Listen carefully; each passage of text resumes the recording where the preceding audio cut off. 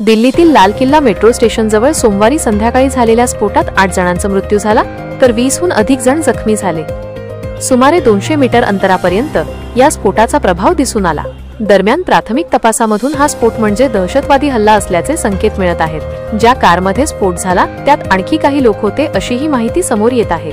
मात्र धक्कादायक बाब म्हणजे एवढा मोठा स्फोट झाल्यानंतरही घटनास्थळावर कुठल्याही प्रकारचा खड्डा तयार झाला नाही। तसेच एकाही मृत किंवा गंभीर जखमी व्यक्तीला खिळे किंवा छर्रे लागलेले नाहीत। तसेच जखमी आणि मृतांचं शरीर काळं पडलेलं नाही। त्यामुळे या स्फोटाबाबतचं गूढ अधिकच वाढलं आहे।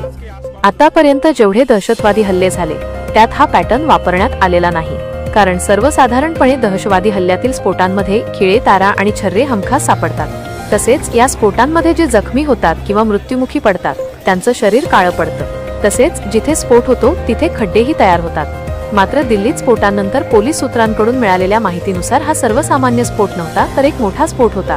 त्याचा प्रभाव सुमारे 200 मीटरपर्यंत दिसून आला। हा स्फोट आतापर्यंतच्या दहशतवादी हल्ल्यांच्या पॅटर्नपेक्षा पूर्णपणे वेगळा होता। प्राथमिक तपासामध्ये हा स्फोट म्हणजे दहशतवादी हल्ला असल्याचे दिसत आहे।